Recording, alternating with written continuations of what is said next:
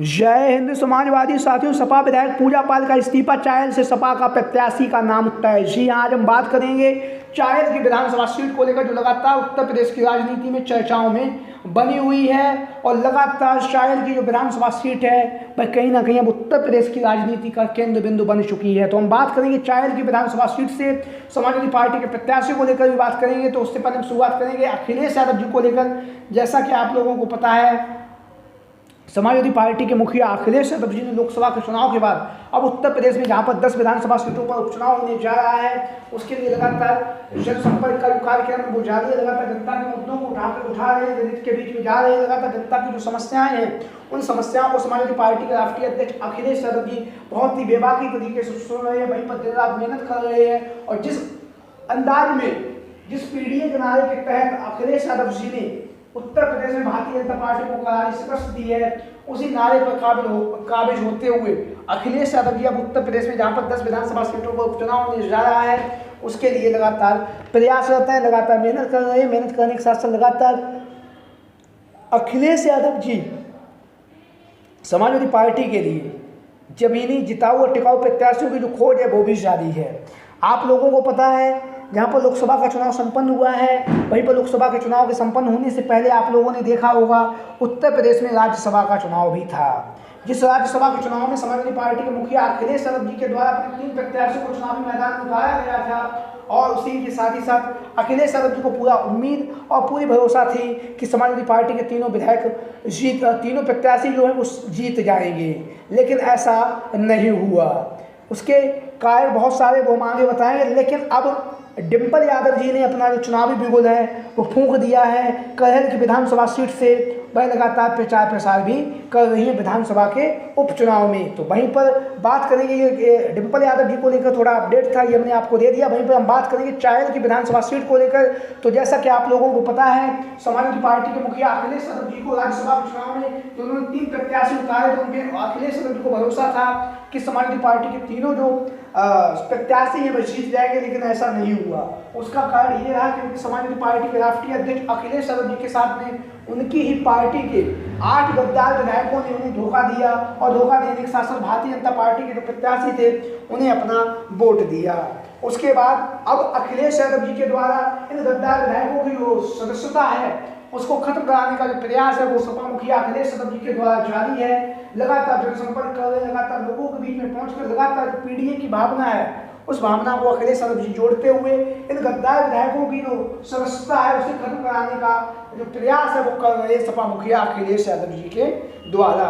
लगातार जहाँ पर अखिलेश यादव जी ने नेताओं से, कार्यकर्ताओं से कहा है कि इन गद्दार विधायकों की जो सूची है वो मुझे दीजिए, उसके बाद हम विधानसभा अध्यक्ष से मुलाकात करके जो गद्दार विधायक इनकी विधानसभा की सदस्यता को रद्द कराएंगे। इन्हीं गद्दार विधायकों में से जो गद्दार विधायक थी वो थी पूजा पाल। सभी लोगों को पता है, आप लोगों को पता है, पूजा पाल जिन्हें 2022 की विधानसभा के चुनाव से पहले समाजवादी पार्टी के मुखिया अखिलेश यादव जी से इन्होंने मुलाकात की थी। इन्हें बहुजन समाजवादी पार्टी ने टिकट दिया था, लेकिन इन्होंने बहुजन समाज पार्टी की जो मुखिया थी, जो सुप्रीमो थी मायावती जी के साथ में ही धोखा दे दिया। भाई धोखा, जब अखिलेश यादव जी ने 2022 की विधानसभा के चुनाव में टिकट दिया, इन्हें विधायक बनाया, लेकिन जब राज्यसभा का चुनाव आया, ये वफादारी दिखाने का चुनाव आया, तब इन्होंने अपना मुंह फेर लिया और इन्होंने भारतीय जनता पार्टी के जो प्रत्याशी थे उन्हें अपना वोट दिया। और कहीं ना कहीं समाजवादी पार्टी के अगर एक जो प्रत्याशी हारा है चुनाव में, राज्यसभा के चुनाव में, उसमें कहीं ना कहीं इन 8 गद्दार विधायकों का बहुत ही महत्वपूर्ण योगदान माना है भी और माना जाता रहेगा भी, क्योंकि एक सांसद बनवाने के लिए राज्यसभा का 37 सदस्य चाहिए होते हैं और समाजवादी पार्टी के मुखिया अखिलेश यादव जी के पास में 111 के आसपास विधायक थे। वहीं पर 3 जो प्रत्याशी अखिलेश यादव जी ने उतारे थे वो आसानी से जीत जाते, लेकिन ऐसा नहीं हुआ।